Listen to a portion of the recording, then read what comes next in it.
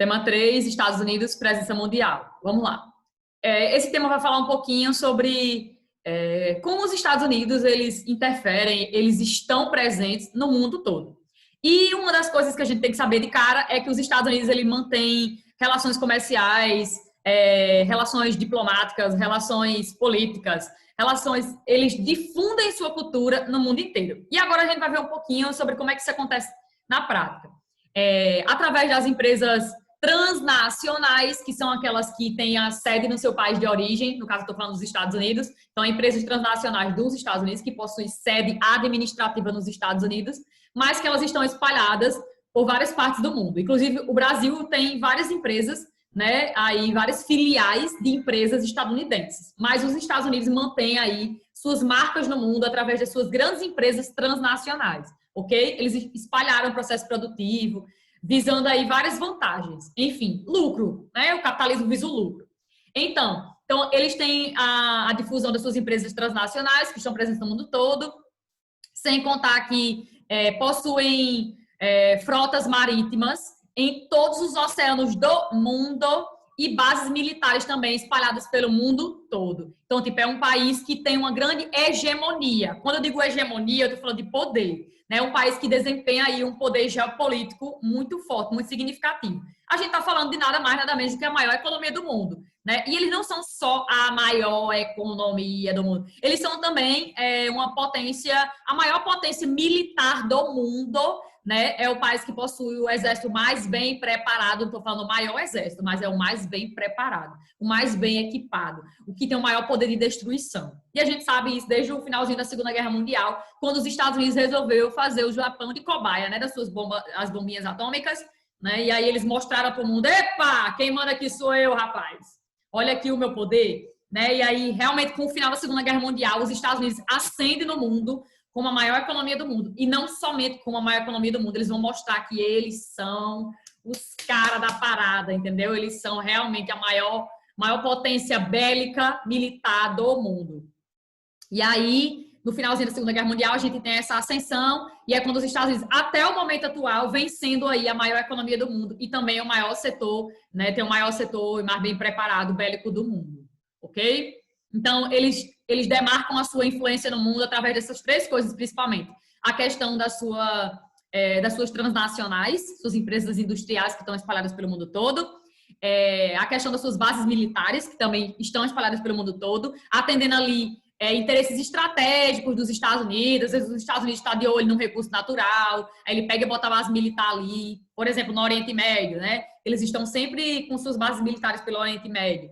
Ali não é só porque eles estão tentando controlar algum conflito que possa acontecer, não sei o quê. Não, eles estão de olho ali em recursos energéticos, principalmente o petróleo. O Oriente Médio é uma região da Ásia, né, muito rica em petróleo. É onde se concentra praticamente 50% do petróleo do mundo. Então, assim, eles estão com suas bases militares no mundo todo, claro, visando esses interesses estratégicos deles.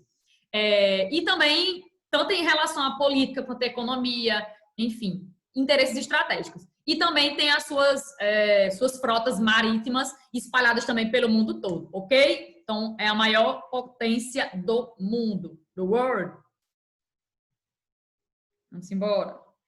Eles têm grande poder também no quesito de instituições governamentais, né? Os Estados Unidos exercem protagonismo nas relações internacionais, ou seja, na hora de decidir sobre determinado assunto, na hora de dialogar sobre tal conflito que está acontecendo em tal local, os Estados Unidos ele tem certo poder incisivo sobre isso, certo? Ele tem grande poder dentro da ONU, que foi uma instituiçãozinha criada com o final da Segunda Guerra Mundial, Organização das Nações Unidas. A ONU foi criada justamente no final da Segunda Guerra Mundial porque ela tinha esse objetivo de manter a paz no mundo, para que não houvesse a Terceira Guerra Mundial tão próxima ali da Segunda, né? E que não houvesse, na verdade, porque foi criada para manter a paz do mundo, regular ali a segurança internacional. Sem contar que, tipo, a ONU também foi criada com outros objetivos, mas principalmente esse aí. Dentro da ONU tem uma instituição, né, chamada Conselho de Segurança da ONU. Dentro do Conselho de Segurança da ONU, embora quem faz parte da ONU são todos os países do mundo que são reconhecidos pela ONU. Então, a gente tem quase 200 países no mundo. Mas dentro desse Conselho de Segurança da ONU, só participam 15 membros, ou seja, 15 países participam do Conselho de Segurança da ONU. E desses 15 países, 10 são temporários. Tipo assim, existe eleição para eles entrar dentro do conselho, depois de 2 anos do mandato eles saem, depois tem nova votação, aí entra outros representantes de outros países, enfim. Dentro do Conselho de Segurança da ONU, que é o órgão máximo da ONU, no termo de discussão sobre conflitos, guerras e blá, blá, blá, tudo em relação a conflitos e a guerra no mundo, eles decidem sobre essas coisas. Tipo, como é que a ONU pode intervir em tal conflito, na guerra civil da Síria? Como é que a ONU poderia intervir numa possível terceira guerra mundial? Enfim, é o Conselho de Segurança da ONU que decide isso. Daí, tem 15 países que são membros, mais 10 são temporários. Aí vocês ficam aí, opa, então quer dizer que sobrou 5. Tem 5 países no Conselho Máximo da ONU, que é o Conselho de Segurança da ONU, que eles não saem, eles são permanentes. E adivinha quem é permanente? Os Estados Unidos. Eles são permanentes. Né? Além deles, o Conselho de Segurança da ONU também conta com a presença são 5 permanentes. E eles têm poder de vetar decisões. Eu vou falar o que significa isso já já. Estados Unidos, Rússia, Reino Unido, França e China. Ninguém tira eles do Conselho de Segurança da ONU, porque eles são membros permanentes do Conselho de Segurança da ONU. Quer dizer o quê? Eles estão tipo o manda-chuva do mundo, né, em relação a conflitos internacionais. Por exemplo, tá rolando uma discussão dentro do Conselho de Segurança da ONU e vai haver uma votação. Né? São 15 membros, mas 10 são temporários e 5 são permanentes. Os 5 permanentes, esses que eu falei, Estados Unidos, Reino Unido, França, China e Rússia, eles têm direito de vetar decisões. O que significa isso? Vamos dizer que está sendo votada uma decisão lá sobre a ONU intervir, mandar tropas para dentro da Síria, certo? A Síria está em guerra civil, é um país que está em guerra civil hoje. Aí os Estados Unidos falam, não, quero não. A ONU não deve intervir nesse conflito, não deve. Os Estados Unidos dizem, não quero. Então, se ele disse não quero, significa dizer que ele sozinho tem poder de derrubar a votação, porque ele tem poder de vetar a decisão. Todos os 5 membros permanentes do Conselho de Segurança da ONU, Rússia, Estados Unidos, China, né, Reino Unido e França, eles têm poder de vetar decisões. Tipo assim, derrubar uma decisão. Se aquela tal decisão que está sendo discutida não atende aos interesses dele, ele pode muito bem dizer, eu não quero isso aí, tchau. Viu? Não vai acontecer isso aí que vocês estão pensando que vai acontecer. Eles têm poder de vetar decisões. E os Estados Unidos é um desses países. É por isso que o livro vai dizer aqui que eles têm grande poder de decisão em questões políticas, econômicas e estratégicas mundiais. Eles têm grande poder de decisão em grandes organismos internacionais, como, por exemplo, a ONU, que é a maior instituição aí, multilateral, que tem a participação de muitos países, de todos os países do mundo, né? Do mundo. Então, assim, eles têm poder de vetar decisões. Muitas vezes os Estados Unidos agiu contrariamente à ONU, já agiu contrariamente. Tipo assim, a ONU recomendou que o país fizesse isso, isso e aquilo. Aí os Estados Unidos foi lá e fez, não vou fazer assim não, vou fazer do jeito que eu quero. Porque quem manda aqui sou eu. Entendeu? Então, assim, eles são realmente, assim, muito... Os bambambãs, sabe? É tipo isso, os bambambãs. Aí sim, por exemplo, eu vou citar só um exemplo o que os Estados Unidos já fez, que a ONU não queria que eles fizessem isso. No ano de 2003, os Estados Unidos invadiu o Iraque, que é um paizinho lá do Oriente Médio, na Ásia, certo? Eles invadiram o Iraque. Na época, o Iraque era comandado por um cara chamado Saddam Hussein. O presidente do Iraque era Saddam Hussein. E aí os Estados Unidos, do nada, invadiu o Iraque, né? Eles disseram que o Saddam Hussein estava guardando armas de destruição em massa. Tipo assim, armas nucleares, né? Que poderiam destruir enormes territórios. Mas nunca foi encontrada essas armas aí. Foram encontradas essas armas de destruição em massa no Iraque. Eles conseguiram tirar o Saddam Hussein do poder porque era isso que os Estados Unidos queriam. Eles estavam agindo conforme os interesses deles, né? No caso. Mas aí, para isso, eles disseram que o Saddam Hussein estava guardando, né? Estava lá armazenando armas de destruição em massa no Iraque e que poderia afetar ali o mundo todo, principalmente aquela região ali do Oriente Médio. Mas a gente sabe que não foi isso. E eles agiram de forma contrária à ONU, porque a ONU disse que eles não fizessem isso, que eles não intervissem, não invadissem o Iraque. Também invadiram o Afeganistão, também sem tantos motivos. Enfim, eles já agiram muitas vezes, em muitas ocasiões, de forma contrária ao que a ONU dizia, né? Ó, você não deve fazer isso, mas eles fizeram. Entendeu? Tipo assim, a mãe diz assim, menino, não vai botar a mão no fogo, o menino vai lá e bota a mão no fogo. É isso que acontece nos Estados Unidos. Eles agem conforme os interesses deles, né? Tipo, se tá atendendo o interesse dele, vamos para lá. Mas se não, ficam quietinhos nas deles. Ana, pelo amor de Deus, o celular tá muito quente e ainda tá ruim a imagem. Maria Eduarda tá falando. Eduarda, mulher, desliga o celular antes que ele exploda. Porque Deus me livre. Desligue logo e você assiste a aula gravada. Eu vou ver se mulher, eu vou pedir do funcionário daqui de casa pra ver. Pois peça. Não dá, não. E não tem como, ele não dá, não. Tenho certeza. Eu vou perguntar. Porque o celular esquentando, minha filha, responde já. Minha filha tá pegando fogo. E a imagem tá toda travada.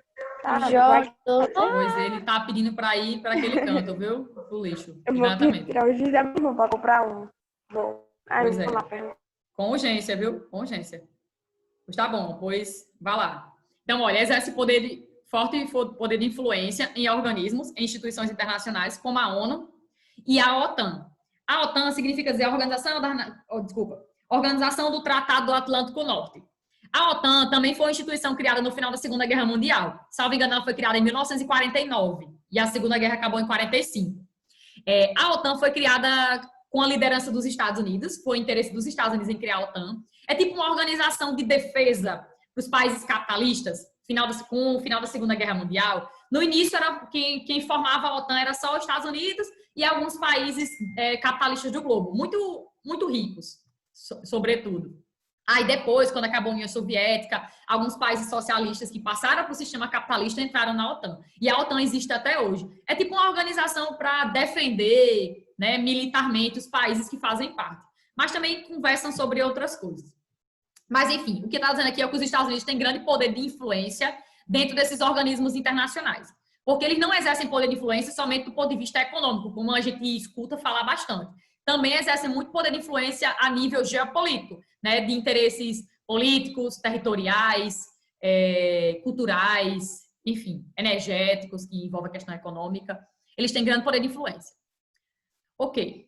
Já interviram em vários conflitos locais, mundiais, buscando soluções. Muitas vezes essas soluções é para atender os seus interesses governamentais ou de empresas privadas dos Estados Unidos. Porque, tipo, o que importa para eles é o umbigo deles, entendeu? Então, assim, se atende aos interesses deles, né? Se tal ação dos Estados Unidos vai beneficiar uma empresa deles ou várias empresas de tal setor deles, opa, vamos intervir, vamos fazer isso, vamos fazer aquilo. Porque se atender, né, aos interesses dele, tá ótimo, perfeito. Maria Eduarda tá mandando outra mensagem. Tá certo, Maria Eduarda. Mulher, mas não espere esse bicho queimar, não, pelo amor de Deus. Vai que o bicho exploda. Jesus. Não é legal. Já falei disso? Sim, um exemplo que o livro dá que é bem interessante. Entre as décadas de 1960 e 1970, os Estados Unidos, por exemplo, visando atender seus interesses ali econômicos e estratégicos políticos, influenciou, né, em golpes militares que aconteceram na América Latina. Os Estados Unidos apoiou, por exemplo, o golpe militar de 1964 que aconteceu no Brasil. A gente viveu uma ditadura militar de 64 até 85 no nosso país. E os Estados Unidos apoiou o golpe no Brasil. Por quê? Porque naquela época, né, a estrutura do golpe militar, a estrutura de um Brasil ditatorial, tirando aí as liberdades de expressão das pessoas, era uma coisa boa para os Estados Unidos. Então, assim, por isso que eles apoiaram. O que atender os interesses dele e trazer benefício para os Estados Unidos, eles estão dentro, né? Se jogam. É assim. Então, por isso, né, eles começaram a apoiar golpes militares que aconteceram aqui perto da gente, inclusive no nosso país. Ok, vamos para a potência econômica, que já está na página dos 307 de vocês. Então, como eu falei, os Estados Unidos realmente ascendeu no mundo como a maior economia do mundo e também o maior poder bélico militar do mundo no final da Segunda Guerra Mundial. A Segunda Guerra que vai de 1939 até 1945. Então, com o final da Segunda Guerra Mundial, um dos países vitoriosos e, na verdade, a maior economia do mundo, né, um país que tinha financiado todo o conflito, né, principalmente aqueles países mais ricos, que eram aliados dele, né, tinha financiado o conflito, enfim, estava ganhando muito money com a Segunda Guerra, e sem contar que saíram vitoriosos, né, eles venceram a Segunda Guerra Mundial. Foram os Estados Unidos, por exemplo, que injetou money na Europa após a Segunda Guerra Mundial para a Europa se reconstruir. Então, tipo, eles tinham muito dinheiro, né, emprestaram muito dinheiro a juros. E aí se tornaram a maior economia do mundo. É por isso que diz aqui que eles emergiram, né, se tornaram a maior economia, a maior potência do mundo pós-guerra. E influencia o mundo todo até os dias atuais. Ok. E traz um dado aí, a maior economia do mundo, no ano de 2018, a economia dos Estados Unidos, o PIB dos Estados Unidos, ou seja, tudo que foi produzido, seja de bens ou de serviços, dentro dos Estados Unidos no ano de 2018, ultrapassou 18 trilhões de dólares. 18 trilhões de dólares. Então, tipo, geralmente, né, o PIB dos Estados Unidos, a economia dos Estados Unidos anual é em torno de trilhões. Não bilhões como a do Brasil, é trilhões. São trilhões. Do Brasil são bilhões. Então, eles são, sim, a maior economia do mundo e a tendência, né, é que o país continue aí ainda figurando como uma das maiores economias do mundo. Embora a China esteja aí também numa escala de ascendência na sua economia, mas ainda é a segunda maior economia do mundo. Deixa eu ver se falta mais alguma coisa. Sim, os Estados Unidos fazem parte do G8. O que é isso, professora? G8. G8 são um grupo que, na verdade, não se chama mais G8, se chama G7. O livro está desatualizado. A Rússia saiu do G8, a bichinha. Botaram ela para fora. Porque a Rússia apoiou o movimento separatista dentro da Ucrânia e a ONU não aceita. Então, ó, tchau, querida. Ela saiu do grupo do G8. E agora o G8 se chama G7. Que são as 7 maiores economias do mundo. 7 economias mais industrializadas do mundo. E os Estados Unidos faz parte também do G7, certo? Tem grande poder dentro do G7 também, discussões do G7. E aqui em seguida o livro vai falar o seguinte: os Estados Unidos adotam algumas estratégias para manter esse seu poder, né, de influência no mundo todo. Vamos olhar quais são essas estratégias? Vamos ver se vocês colocaram aqui. Colocaram. Estratégias para manter a influência global. Manter esse seu poder de influência no mundo todo. Ok. Uma das estratégias, a primeira que o livro vai abordar aí, é a questão dos acordos bilaterais. Acordo bilateral é acordo entre um país e outro. Bi quer dizer dois. Dois, né? Então, acordo entre um país e outro. O que é que os Estados Unidos fazem para manter seu poder no mundo? Econômico, principalmente. Faz acordo entre um país e ele, né? Entre um outro país e ele, para manter ali, sei lá, eliminar a taxa de importação, taxa de imposto sobre o produto, para melhorar o comércio entre eles, enfim. Então, eles fazem acordos bilaterais, acordos regionais que englobam a região toda e acordos multilaterais, que aí vai além da sua área regional, muitas vezes, engloba vários países no mundo todo. Então, para que eles fazem isso, professora? Para facilitar suas trocas comerciais, né? A exportação dos seus produtos e também a importação de produtos mais baratos, sem a taxa de tarifa de imposto muito elevada, ok? E contribui, obviamente, para os seus interesses econômicos. Outra coisa também que fazem com que eles permaneçam aí no mundo, figurando como a maior economia do mundo, uma das estratégias, como eu já mencionei, está aqui de novo, é manter as suas empresas transnacionais instaladas em várias partes do mundo. Terceiro, desenvolvimento dos setores industrial e de defesa e criação de tecnologias de ponta, com o objetivo de manter sua liderança mundial nesse campo. E a gente vai ver que muitos países no mundo são dependentes da compra de produtos dos Estados Unidos, principalmente produtos de alta tecnologia de ponta, né? Porque eles são líderes, né, na produção de vários produtos, principalmente aqueles que ligados a telecomunicações, informática, robótica. Estou falando esses porque tem uma grande influência nesse setor aí, principalmente no Vale do Silício. Mas, enfim, então, para que eles, de certa forma, continuem sendo a maior economia do mundo, eles também desempenham esse papel aí de serem um país que produz muitos produtos de tecnologia de ponta, né? E também, sem contar que eles têm o maior sistema de defesa do mundo, né? O maior exército do mundo. É um dos países que mais investem sua riqueza no setor bélico. Os Estados Unidos investem mais no setor bélico, se brincar, do que em saúde, em educação, muitas vezes, certo? Eles ligam muito com esse setor aí de defesa, porque, na verdade, eles querem mostrar para o mundo que eles têm, sim, um bom setor de defesa e que é o maior setor de defesa, melhor do mundo. Eles gostam de mostrar isso. Tá? Investimentos na indústria de armamento, como eu já falei, e o outro aqui, difusão da cultura estadunidense. No livro de vocês traz até uma imagem, né? Na página 307, lá em cima, figura 16. Não sei se vocês estão com o livro. A figura 16 diz assim, ó. Nos Estados Unidos, é a foto dos Minions, né? O cinema não é apenas uma expressão cultural, mas uma indústria do entretenimento, que, ao estar presente na maioria dos países do mundo, dissemina os valores e os costumes dessa sociedade. Na foto, cartaz de um filme estadunidense em uma estação de metrô de Pequim. Pequim seria o quê? A capital da China, né? Ou seja, quer dizer o seguinte, quer dizer que os Estados Unidos eles mantêm, através dos seus filmes, das suas séries, uma hegemonia, um poder cultural muito forte no mundo todo. Quem não assiste filmes produzidos em Hollywood?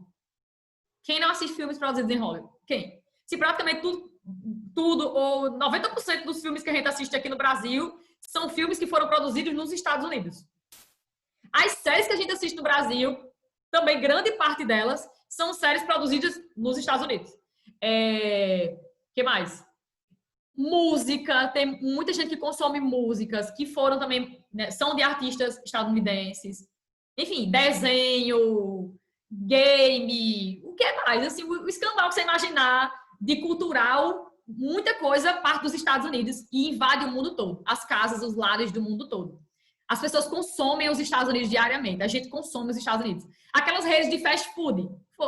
Essa influência de fast food, da comida rápida, do McDonald's,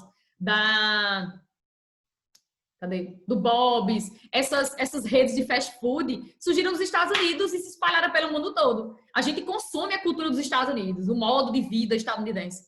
É como se a gente fosse uma farsa, sabe? Eu sinto isso às vezes, parece que a gente é uma farsa. A gente está consumindo diretamente tudo que eles fazem, o modo de vida deles, o que eles assistem, o que eles escutam, como eles se intertem, o lazer deles, tudo é muito parecido, entendeu? A gente consome muitas coisas que foram feitas nos Estados Unidos.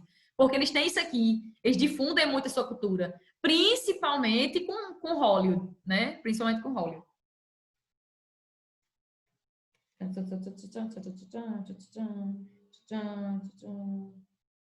Acho que falei tudo, perfeita, muito bem.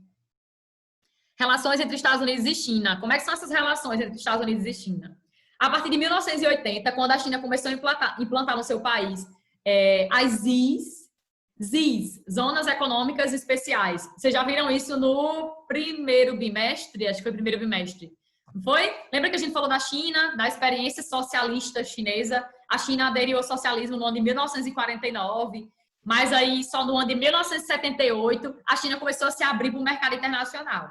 Tipo assim, abrir suas portas para receber, né, empresas transnacionais, principalmente na parte litorânea. Principalmente não, na parte litorânea. As zonas econômicas especiais são zonas de industrialização chinesa que se localizam na parte leste, né, na parte oriental da China. Foram criadas principalmente no início da década de 80 e quando a China se abriu para o mercado internacional, ela começou a atrair muitas empresas, principalmente empresas dos Estados Unidos, que foram se instalar na China, visando o quê? Mercado consumidor, que é muito grande, mais de 1 bilhão e 400 milhões de pessoas, mão de obra extremamente barata, perfeito, que é isso que a empresa quer, próximo ao litoral, que estava para escoar seus produtos, enfim, foram em busca de vantagens, principalmente esses aí que eu mencionei. Então, a partir de 1980, quando a China se abre para o mercado internacional, ela começa a receber essas empresas, principalmente empresas estadunidenses e japonesas, essas empresas tinham que se instalar lá, mas o governo da China fez toda uma infraestrutura para receber essas empresas, cedeu a infraestrutura e tal. Ficou bacaninha para eles se instalarem. Mas aí, em troca, essas empresas dos Estados Unidos tinham que trocar a tecnologia. Tipo assim, tinham que repassar, né, para o governo chinês, para empresas tanto públicas da China quanto empresas privadas da China, a tecnologia que eles utilizavam e o modo de administração empresarial que eles utilizavam. Tinha que repassar. É por isso que a China se tornou, né, desde 2010, a segunda maior economia do mundo e o país que mais produz e exporta produtos industrializados. Essa experiência, desde a década de 80, de atrair essas empresas transnacionais e essas empresas terem que mostrar para a China como é que eles produziam produtos, foi isso, entendeu? Que fez a China alavancar. É tanto que quando a gente consome produto chinês todos os dias, praticamente, né? A gente tem algum produto chinês em casa. E muitos produtos chineses são são muito parecidos, semelhantes com produtos feitos nos Estados Unidos, com produtos feitos no Japão, produtos de alta tecnologia. Eles pegam, copiam lá a tecnologia, né, e faz o produto, muitas vezes até mais barato. E aí é por isso que os chineses invadiram o mundo todo com seus produtos. Eles atraíram essas empresas na década de 80, as empresas iam para lá, se instalavam, mostravam a tecnologia que eles utilizavam e eles começaram a produzir do mesmo jeito. Perfeito. Então, a partir da década de 80, as relações comerciais entre Estados Unidos e China começam a se agrupar, a se interligar. E hoje, eles dois são os maiores parceiros comerciais um do outro. Tipo, os Estados Unidos é o país que mais compra produtos chineses e a China é o país que compra mais produtos dos Estados Unidos. são os países que são, tipo, é a primeira e a segunda maior economia do mundo, né? Eles são os principais parceiros comerciais um do outro, certo? Aqui, aumento da produtividade. O que é que as transnacionais dos Estados Unidos buscavam na China? Aumento da produtividade do lucro, mão de obra muito barata e o custo da produção mais baixo. Ok. A China exigiu, já falei, são principais parceiros comerciais, já falei. Em 2017, cerca de 22% das importações, ou seja, compra dos Estados Unidos, foram feitos de produtos chineses. Eles são os maiores parça, entendeu? Um do outro, eles são parça. Um compra mais do outro. Mas hoje está tendo uma guerrinha ali comercial entre eles dois, né? Um querendo aumentar o imposto sobre o produto do outro. Os Estados Unidos acusando a China de querer se tornar a maior economia do mundo, querendo matar o povo, criando o coronavírus. Já aconteceu muita coisa nessa pandemia, né? Deles dizendo que isso é um plano, o coronavírus é um plano da China para se tornar a maior economia do mundo e arrasar a economia dos Estados Unidos. Enfim, eles já disseram isso. Agora vamos para a relação Estados Unidos e América Latina. A América Latina, a gente sabe que são aqueles países do México até o final da América do Sul, né? Pegando o final do Chile e da Argentina. Vamos lá. As relações entre Estados Unidos e América Latina deu uma aprofundada com o finalzinho da Segunda Guerra Mundial e o início da Guerra Fria. A Guerra Fria é um período que vai do final da Segunda Guerra Mundial até 1989, com a queda do Muro de Berlim. Com o período da Guerra Fria, os Estados Unidos começam a se aproximar muito da América Latina. Por quê? Porque tinha muito medo de países da América Latina que estavam se desenvolvendo bastante em níveis econômicos se aproximasse da União Soviética. Os Estados Unidos tinham muito medo na Guerra Fria de países como Brasil, Argentina, México aderissem ao sistema socialista. E aí começaram a apoiar alguns regimes ditatoriais, como eu já falei, dentro da América Latina, para atender os interesses dos Estados Unidos, porque eles tinham medo, né, que esses países se tornassem socialistas. Então, a grande ligação aí entre os Estados Unidos e a América Latina começa principalmente nesse período da Guerra Fria. A América Latina se tornou uma área de influência geopolítica dos Estados Unidos no período da Guerra Fria, ou seja, de 45, né, final da Segunda Guerra, até 1989. E se aprofundou lá as relações entre Estados Unidos e América Latina. Acordos bilaterais ou regionais com países latino-americanos reforçam a relação de dependência econômica. Que é isso? Os Estados Unidos começou a fazer muitos acordos entre eles e um outro país da América Latina, ou entre eles e a região da América Latina, para promover os seus interesses, óbvio. Mas, de certa forma, os Estados Unidos é um país que possui uma grande produção industrial. Então, eles exportam muitos produtos industrializados. Com isso, o que é que acontece? Os países da América Latina acabam exportando mais produtos primários, produtos baratos para os Estados Unidos, e comprando os Estados Unidos produtos altamente caros, que são produtos de alta tecnologia de ponta. Certo? Então, rola uma dependência econômica, de certa forma. Deixa eu ver se falta outra coisa. Olha, por exemplo, atualmente, 81% das exportações do México são para os Estados Unidos. Olha como esse país é dependente. O México, tudo, praticamente, né, 81% de tudo que o país vende vai para os Estados Unidos. Então, eles são dependentes dos Estados Unidos. Estados Unidos, México e Canadá criaram o NAFTA, que é uma zona de livre comércio na América do Norte, formada por eles três. América do Norte, né? Canadá, Estados Unidos e México. É um bloco econômico criado desde 1994 e se chama Acordo de Livre Comércio da América do Norte. Esse acordo foi criado, um acordo, de certa forma, regional, né? Está ali dentro da América do Norte, e pega o México, que faz parte da América Latina. Esse acordo foi criado para beneficiar o comércio entre eles. E também, se você parar para pensar, para que os Estados Unidos ficassem de olho ali na fronteira com o México, né? Porque dentro desse bloco econômico, do NAFTA, só existe livre circulação de mercadorias, serviços e capitais. E existe também uma eliminação dos impostos, das tarifas